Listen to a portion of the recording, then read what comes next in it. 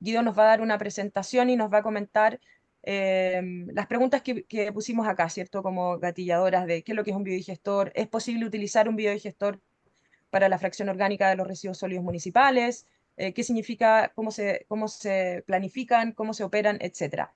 Guido Casanovas era de la Fundación Energizar, por lo que estaba entendiendo, quizás parece que cerró, pero bueno, era el responsable del área del biogás allí y hoy pertenece al grupo IFES, así que Guido, te doy la palabra, yo voy a dejar de compartir y cuéntanos tú también cómo les ha ido hoy de los biodigestores, por favor. Perfecto, bueno, muchísimas gracias. No sé si me pueden escuchar bien. Gracias por la introducción, Mari. La verdad que un placer estar acá con todos ustedes en bueno, un evento ya internacional. Voy a tratar de contarles mi experiencia. Justamente el grupo IFES, las siglas de IFES vienen de Innovaciones para un Futuro Energético Sustentable. Somos una empresa, pero que fue una empresa que siempre entendimos desde el comienzo, que arrancó en la Facultad de Agronomía de la Universidad de Buenos Aires. Nosotros éramos estudiantes, ayudantes de cátedra. En esa experiencia empezamos a ver que había tecnologías que podían, a ver, en la utopía por lo menos adolescente de salvar el mundo, y entramos a ver las bioenergías, las energías renovables. Nos apasionamos con el biogás, IFES en algún momento tuvo carácter de fundación, después ahí seguimos con la Fundación Energizar y a través de la Fundación Energizar volcamos un poco lograr las tecnologías más de bajo costo o de soluciones más que nada que tendían a la posibilidad de ayudar al medio rural. Y por otro lado, IFE sí ya después siguió evolucionando como una empresa más orientada a los proyectos a mediana, gran escala, una empresa de ingeniería que hoy tenemos 3 departamentos: IFES Bioenergías, es el departamento que se ocupa efectivamente de lo que es la parte de biomasa y biogás. Tenemos un departamento de IFE Solar, que tenemos ya proyectos hechos de 100, 200 kilowatts y después proyectos domiciliarios. Y lo que es IFES Ingeniería, que ya son proyectos más relacionados a lo que es ingeniería industrial. Esto fue hace ya 15 años, por suerte nos tocó 3 veces participar de la red Biolac. Y vamos a darle un pantallazo muy rápido, no tan técnico, pero de lo que es justamente la biodigestión. Y para entrar rápidamente, y creo que la forma más gráfica de poder ver qué es el biogás es un gas muy natural que lo tenemos todos, o sea, es el biogás que sale de cualquier ser vivo, son bacterias que justamente generan metano. Metano que así como el gas natural hoy extraemos, en realidad es materia que se descompuso hace millones de años. El biogás lo generamos nosotros todos los días y básicamente es la descomposición de la materia orgánica en un medio sin oxígeno. Entonces, si hay bacterias que como nosotros cuando respiramos liberamos dióxido de carbono, estas bacterias liberan metano. Obviamente que este proceso en la naturaleza ocurre con diferentes eficiencias. Lo que uno hace en un biodigestor, básicamente el biodigestor es un contenedor en el cual este proceso ocurre de forma más eficiente. Lo que buscamos es favorecer todo el medio, ya sea con la temperatura, el pH y los alimentos que le damos a las bacterias metanogénicas para que produzcan más metano. Y en sí, este proceso puede ocurrir desde, o sea, cuando hablamos de un contenedor puede ser una botella de gaseosa. De hecho, los ensayos en la facultad los hacíamos literalmente en botellas de gaseosa porque aguantan mucha presión, hasta grandes contenedores y plantas de biogás, que hablamos plantas que valen millones de dólares. A grosso modo ya lo que son, para tratar de entender las tecnologías, o por lo menos hacer un pantallazo también introductorio, nosotros me gusta separarlo por lo menos en 3 grandes grupos, después se pueden dividir en subgrupos, pero básicamente por un lado tenemos tecnologías de bajo costo que principalmente están orientadas a justamente el uso domiciliario, donde una persona, una familia que vive en un medio rural, capaz con el estiércol de 3, 4 vacas, puede tener el gas suficiente para cocinar las comidas diarias. Desde ese tipo de digestores de escala media, digestores dentro de la escala media, digestores que ya son para una pequeña granja, un pequeño sistema agropecuario, que justamente con una especie de laguna, imagínense una gran pileta tapada con una membrana arriba, con un globo. En ese tipo de sistemas que tal vez en algunos casos, si la temperatura del clima ayuda, no se necesita agregar temperatura de forma externa, y uno puede tener una laguna de biodigestión anaeróbica.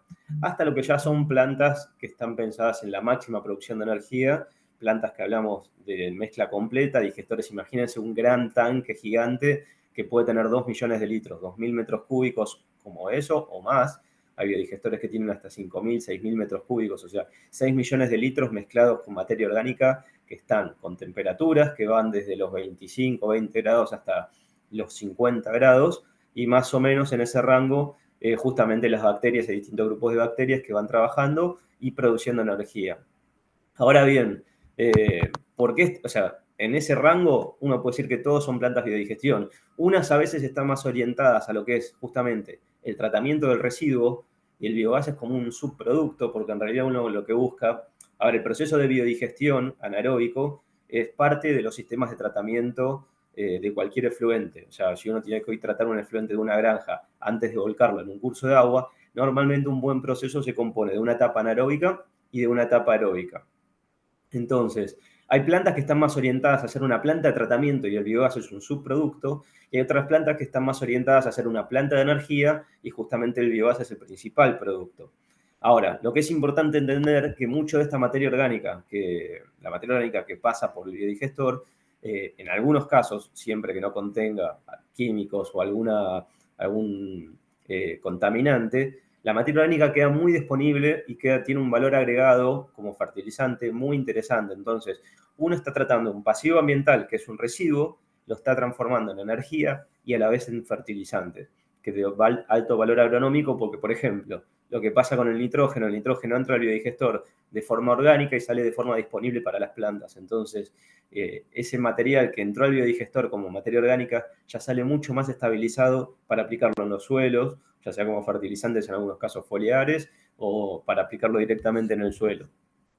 Entonces, los biodigestores tratan un gran abanico de residuos, casi orgánicos. Le diría que casi lo único que deja fuera son los materiales celulósicos, por ejemplo, lo que es cáscara de arroz, la cáscara del girasol, o sea, todo lo que es rico prácticamente como llevémoslo al extremo tipo madera, lo que es rico en fibra, en celulosa, eso en el biodigestor entra y sale tal cual. ¿Por qué? Porque la celulosa, la hemicelulosa, la lignina, que son enlaces de carbono muy fuertes, solo se degradan con un medio ácido. Y en el biodigestor uno tiene un medio neutro.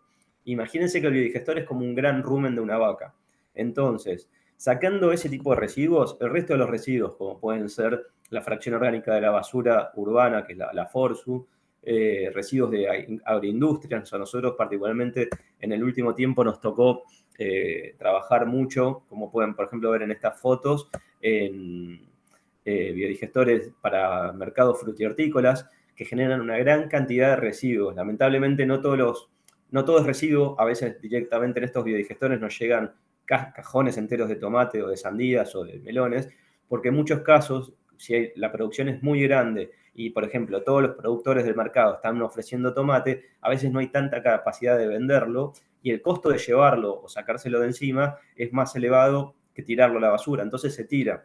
Estos mercados muchas veces en todos los lugares del mundo generan una gran cantidad, incluso mercados no muy grandes, de residuos orgánicos que aparte están prácticamente limpios. O sea, hablamos de materia orgánica muy limpia y apta para, por ejemplo, un proceso de biodigestión.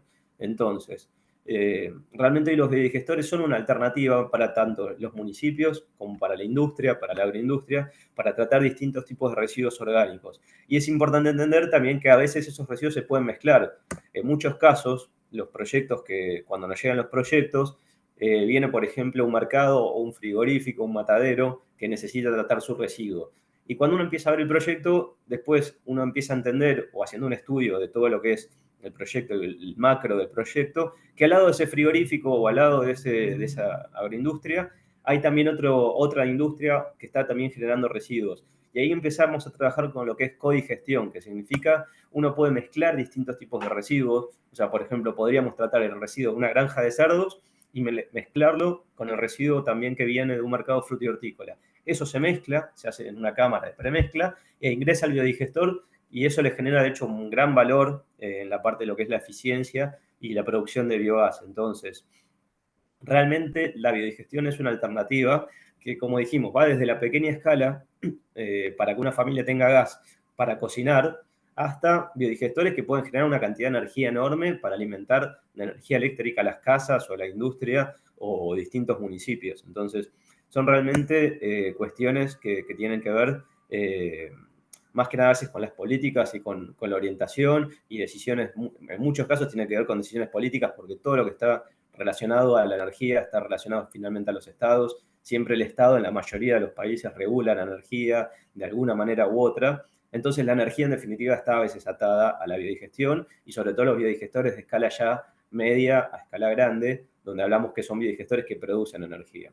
Ahora bien, los biodigestores, justamente el biogás es un combustible, pero que el biogás tiene cuando sale el biodigestor, entre un 40 hasta un 60-70% de metano. El resto es dióxido de carbono y también contiene otros gases, como puede ser el sulfuro de hidrógeno, que es muy corrosivo para los motores cuando uno lo quiere quemar o utilizar en la biodigestión. Entonces, es importante entender que estamos trabajando con un combustible para empezar, un combustible que justamente es altamente combustible y que puede generar explosiones, puede generar quemaduras, puede generar incendios. Y por otro lado, estamos también trabajando en muchos casos con efluentes que pueden contener patógenos. Entonces, la realidad es que lamentablemente en muchos países del mundo y sobre todo en Latinoamérica no hay mucha regulación en lo que es biogás. Por ejemplo, les nombro el caso de Argentina, donde estamos nosotros. El biogás, hay una ley de energías renovables en Argentina, el biogás se lo menciona como una posible fuente de energía renovable, pero sin embargo no hay ningún tipo de regulación que diga cómo debe ser una planta de biogás, qué cuestiones de seguridad deben tener, no sé, cuestiones básicas que existen en cualquier tipo de industria o en cualquier tipo de sistema productivo donde hay reglamentaciones y normativas. Acá en Argentina, por ejemplo, no hay nada. Nadie me dice que si yo puedo poner un caño de PVC, nadie me dice si yo puedo poner un caño de acero inoxidable o qué tengo que poner.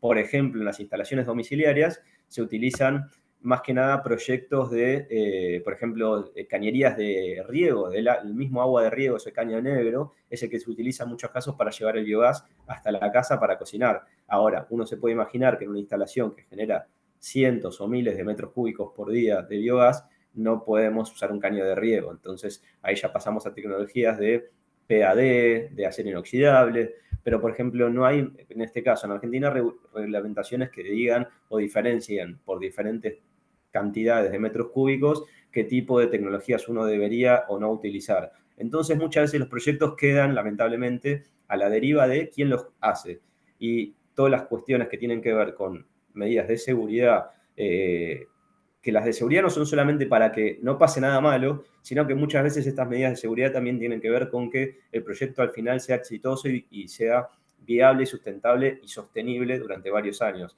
Pero eso tiene que ver a veces, muchas veces con quién hace el proyecto. Entonces, porque por ejemplo, si yo hago un biodigestor de materiales que se corroen rápidamente y dentro de 6 meses ese digestor no funciona más, es un biodigestor que eventualmente no es sostenible en el tiempo y no es un caso de éxito. Y uno tiene que tratar de lograr siempre, como profesional que está en este tema, justamente que uno trata de generar proyectos que justamente puedan mostrar que esta tecnología es viable, que es una fuente y una alternativa de tratamiento y que podemos utilizarla en distintas escalas. Ahora bien, como les digo, hay digestores de todo tipo. Hay digestores hechos, como ven, por ejemplo, en esta foto de acero. Estos digestores, en este caso, son digestores de escala media. Hablamos de digestores de 100 a 500 metros cúbicos. Esto lo desarrollamos nosotros acá, en Argentina. Digestores modulares de acero. Adentro tienen una cubierta justamente nosotros le decimos tergopol, de aislante, con una membrana que le hace la contención al líquido. Y de esta manera logramos de alguna forma, entre comillas, económica, bajar los costos de digestores de alta tecnología, tener un digestor eficiente que controle la temperatura y al mismo tiempo con cañerías no tan caras como pueden ser, como ven, cañerías de PVC e incluso con sistemas de intercambiador solar, logramos tener biodigestores eficientes a pequeña escala que pueden lograr cosas muy productivas.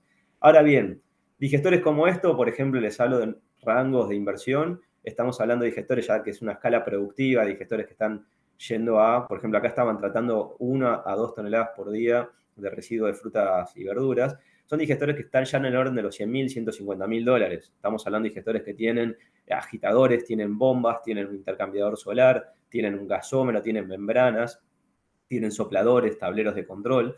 Entonces, son digestores que ya tienen un rango de magnitud importante. Cuando hablamos de un biodigestor a escala domiciliaria o rural, tubular, tal vez podemos tener digestores por $800.000 en adelante. Entonces, las escalas de valores son muy amplias, hasta digestores como estos. Esto es un digestor, por ejemplo, para una industria que estamos terminando de hacer el montaje electromecánico.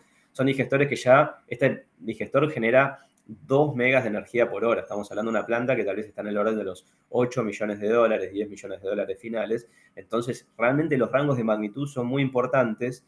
El problema muchas veces es justamente que no es una tecnología estándar. Nosotros que hoy tenemos un departamento solar lo podemos comparar con la energía solar, y la energía solar no es una, si bien hay economías de escala, llega un punto en el cual poner 100 paneles o 200 paneles es prácticamente duplicar la inversión, y uno sabe que si pone un panel más, cada panel genera 500 watts. Es muy sencilla la cuenta y es muy fácil saber el retorno, saber si es rentable o no es rentable.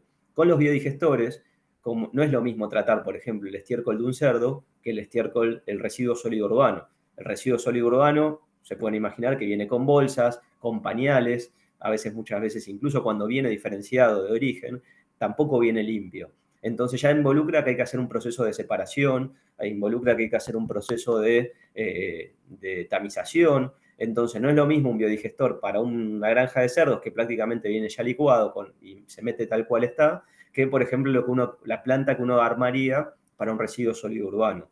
Entonces los rangos de inversión son muy variables, también es variable la cantidad de biogás que generan, porque por ejemplo, como les decía con los paneles, un panel de 500 watts me va a generar más o menos lo mismo acá que a 500 kilómetros, o sea, porque la energía y la fuente es el sol, es la misma. Puede variar un poquito después la producción en función de la latitud, pero es lo mismo. Ahora, no es lo mismo tratar una tonelada de sólido urbano que una tonelada de residuos de fruta hortícola, que una tonelada de estiércol de vaca. Entonces, eso hace que a veces sean muy complejos el análisis de los proyectos de biogás, y que de hecho cada proyecto hay que tratarlo individualmente, porque la tecnología, la Guido, inversión, sí, perdona que te interrumpa, pero estamos en el tiempo. sí, Entonces, si ya puedes estoy ir cerrando, terminando. por favor. Ah, Así genial, gracias. que, nada, como un pantallazo de las tecnologías y algunas fotos, para que justamente se pueda entender el rango de escala, esto es muy amplio.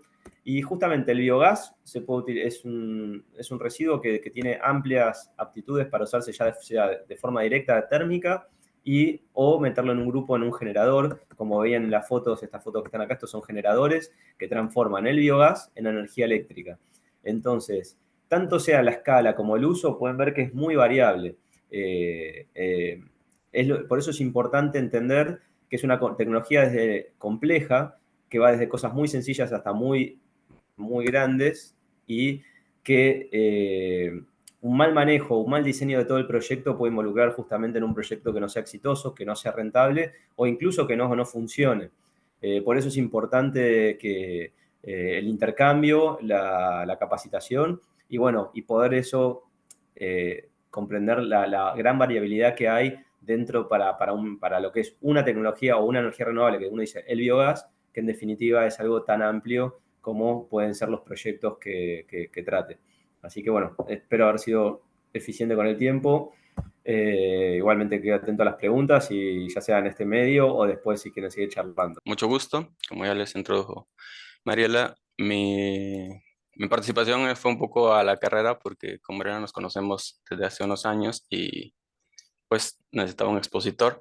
Y mi experiencia, como ya dices, ha estado más en lo que es agua y saneamiento, enfocado en comunidades rurales, igual provisión de agua de lluvia, baños secos, ese tipo de cosas. También me ha tocado ser profesor de especialización en la Facultad de Ingeniería. Y a lo largo de, digamos, mi experiencia profesional, he visto que los biogestores igual son un buen, una buena solución dentro de todo lo que podemos ofrecer para llevar servicios a las comunidades pequeñas. Digo, rural en México se habla de 2.500 habitantes hacia abajo, ¿no? Entonces, yo sí voy a entrar un poco en la teoría, aunque no me voy a tener mucho por el tiempo, porque lo que buscamos es que ustedes más se motiven a preguntar. En cuanto a tipos de biodigestores o plantas de biogás, no. Tenemos los de bolsa elástica, que ya se los mencionó Guido e incluso mostró algunas fotos, ¿no? Como instalado en una porqueriza en Campeche de unos 30, 40 cerdos, donde sacan todo lo necesario para producir la carne y los embutidos usando precisamente las excretas que generan los propios cerdos. Entonces esta foto es de hace unos meses que fui a visitar la granja que tienen ahí. Que es más industrial, ¿no? A escala como decía Guido Casanova, en el sentido de una excavación, la impermeabilizas, le pones un domo plástico, igual puedes de ahí obtener biogás. Estos son más a escala industrial. De este tipo de digestores en México, pues la Secretaría del Gobierno es la que usualmente los coloca, pero también, sobre todo para cosas a nivel domiciliario y a nivel pequeño barrio o comuna, siempre yo he preferenciado los que son de tipo domo fijo, o sea, construido en mampostería, como se ve en la foto, pero también ya por cosas de de geotecnia y de facilidad de construcción, ya están muy metidos ahora también con construirlos de concreto armado, usando moldes metálicos, como los que Guido mostraba, pero para hacer los distintos módulos de biodigestión. Y eso tiene varios beneficios. Digo, el concreto, como sabemos, tiene una huella alta de carbono. Sin embargo, a la hora de resistir movimientos geotécnicos, porque pues, México, para los que no conocen, tenemos 4 o 5 fallas geotécnicas y siempre tenemos temblores. De hecho, ayer estaba viendo el informe del sismológico y eran 100 temblores en un periodo de dos días, ¿no? Esa es una cosa que todos los días nos tiembla. Cuando pasa de 6:30, pues ya nos preocupamos, pero para nosotros es normal. El asunto es que con los temas de la mampostería enterrada precisamente se afecta y por eso es que se está migrando hacia la parte que les decía de construcción con concreto. De hecho hay muchísimos en la bibliografía que Mariela seguro les puede facilitar, pues esto es de un libro del doctor Guardado de Cuba, donde resume todos los tipos de biodigestores de domo fijo construidos que pueden o que él ha logrado encontrar, ¿no? Estas fotos son de Bangladesh, me parece, igual de una presentación, y este está construido con blocks de concreto en mampostería. Este otro tipo es de campana flotante, se le llama. Me parece que en la presentación de Guido viene uno donde se ve a una chica alimentándolo a escala casa-habitación. Pues, la gracia es que la campana es metálica usualmente o ahora plástica y eso hace que presione el gas y lo pueda mandar hacia las cocinas, ese tipo de cosas, pero usualmente están instalados en pequeñas granjas, mataderos también. Hay un proyecto interesante que luego les puedo pasar el video de Borda en Nicaragua, de un matadero, donde se utilizó esta tecnología de biodigestor. Les fue bastante bien.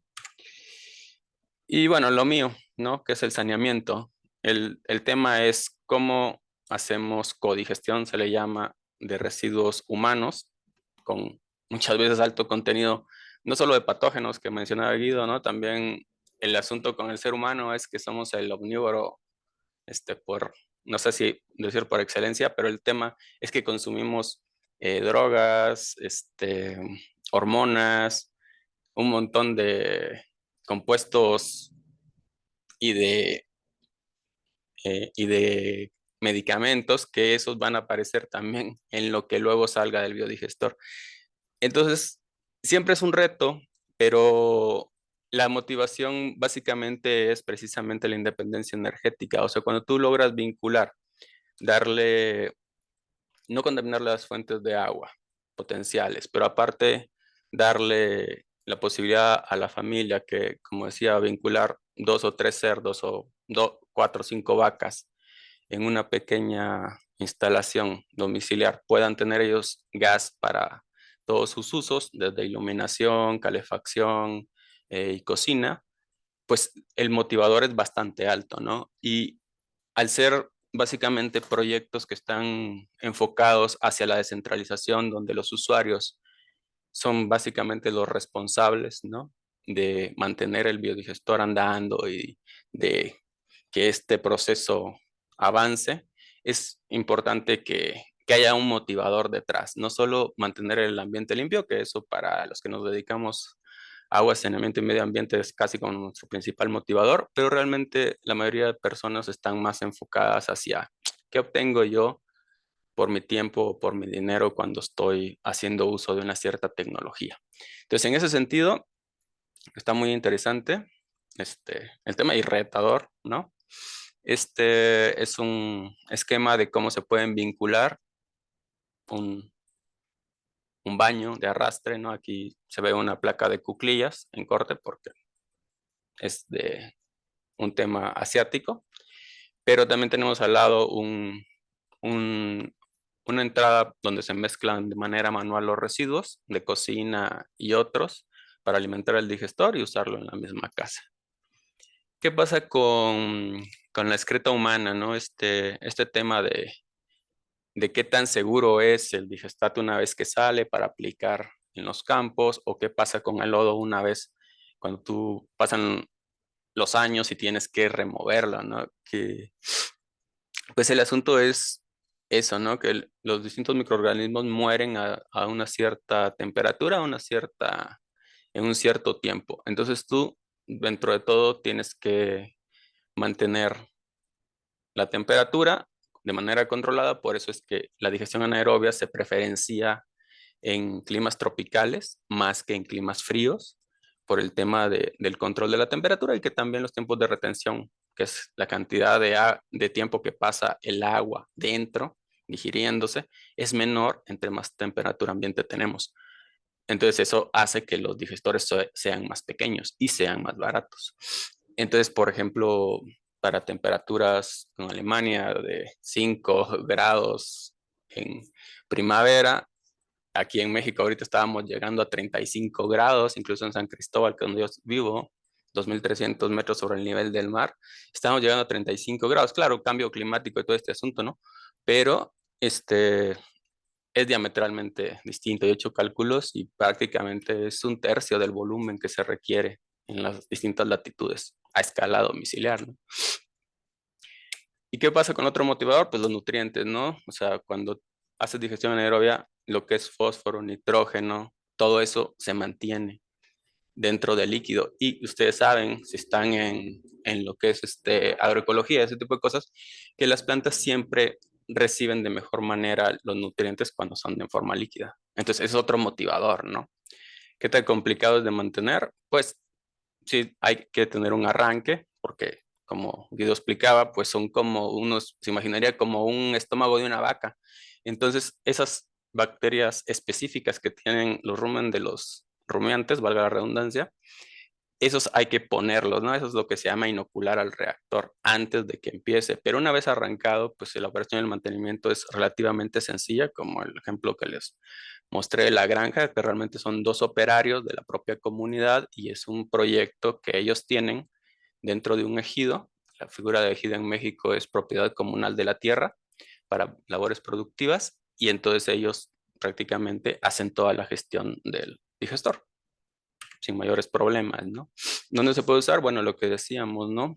Siempre preferenciar los climas tropicales, aunque se puede también con climas fríos, y hay que diferenciar, y en la literatura se diferencia lo que es para producción de energía, ¿no? Alta tasa de materia orgánica, bien particulada, bien separada, como decía Guido, de preferencias con pocos o nulos patógenos, altos tiempos de retención, y lo que nosotros manejamos como un tratamiento primario dentro de lo que es agua y saneamiento. Dentro de este esquema, siempre es bueno contemplar que, si bien como los tiempos de retención son pocos, porque los digestores no pueden ser muy grandes, entonces vas a tener patógenos. Y como estás mezclando agua residual humana, vas a tener aparte hormonas y otro tipo de cosas. Entonces, seguido de un biodigestor como tratamiento primario, tienes que agregar otros componentes dentro del sistema de tratamiento. Y un compañero de la red Biolac, me parece, si están en el grupo, mencionaba que acaba de presentar un paper de un digestor tubular asociado a un humedal artificial. ¿Es factible? Pues sí, ¿no? Yo podría abundar al respecto. Juan Francisco, van quedando Dime, 4 minutos, por si va, acaso. ahí vamos. ¿Qué tenemos que contemplar a la hora de meternos con un biodigestor? O sea, escala mayor, pues más cosas, ¿no? Pero escala casa habitación, escala barrio, siempre, ¿no? Que las grasas y las orinas afectan el funcionamiento, el nitrógeno, porque en un ambiente sin aire se vuelve amoníaco y eso envenena las bacterias. Entonces siempre están como que entre suben y bajan. cuidar el balance carbono-nitrógeno, por lo cual no es recomendable usar gramíneas o pastos porque eso hace que se acidifique mucho el reactor y tienes que estar agregando compuestos químicos para nivelarlo a lo neutro. Y igualmente tienes que cuidar la separación en el origen y el contenido de agua en la mezcla, y esto está íntimamente relacionado con la cantidad de orgánicos que tenemos en Latinoamérica. Y precisamente cuando se habla de incineración en gobierno o en las grandes empresas, siempre uno de los factores que sociedad civil debemos de arguir es que en Latinoamérica nuestro contenido de agua en los orgánicos es muy alto. Entonces, la incineración como tal requiere de que tú le estés echando combustóleo para que se siga, combustóleo, gasolina, petróleo, etcétera, para que se siga quemando y pueda alcanzar el punto de incineración. Y eso está bastante demostrado, de hecho. Pero pues ya saben cómo se manejan muchos de los intereses, ¿no? Esta es una pequeña tabla que no está muy legible, pero me gusta porque tiene como, es de muy bibliografía muy antigua, como de los 40, 60, y trae como el contenido de materia orgánica de muchos distintos compuestos, ¿no? No solo de excrementos humanos, como se ve aquí, sino de todos los distintos tipos de excrementos, igual algo de lo que es pasto, césped y lirios de agua, y por esta relación de carbono-nitrógeno que decíamos que es muy bajita, entonces no se recomienda mucho usarlo. Les voy a presentar un simple ejemplo de un proyecto que asesoré en la Ciudad de México para la Facultad de Ingeniería. Y es un Ciudad de México, uno de los más grandes del mundo, un montón de concreto, poco espacio. Sin embargo, igual hay, dentro de la propia universidad hay habitáculos, hay institutos que no están conectados a la red de drenaje y de tratamiento. Entonces tienen que hacer su tratamiento de agua al interior. Y como ustedes pueden ver en las imágenes, es muy poco el espacio. Y al ser tan poquito el espacio, integrar componentes, pues usualmente tendrían que ser enterrados. Entonces aquí proponer un biodigestor de domo fijo enterrado ayuda mucho. Entonces el esquema de la planta que están viendo ahí en la foto es la planta que ellos tienen, que es de discos, y es un sistema aerobio, de hecho, que genera a su vez lodos.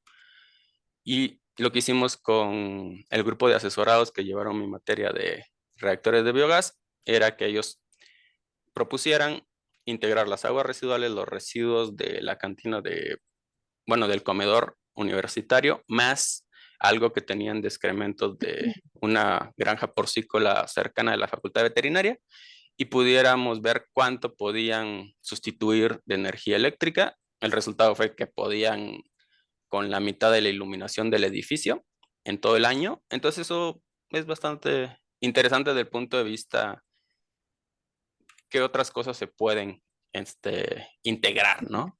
Y como todo, pues aquí hay algunos de los presupuestos que sacaron. Esto fue en el 2020, 40,000 pesos. Al cambio de ese tiempo eran como $15,000, una cosa así. No, tal vez menos, no, porque estaba como a 18. Hagan cuenta, como $2,000. Entonces, es bastante interesante desde el punto de vista económico también. Y de mi parte, pues sería todo. Gracias.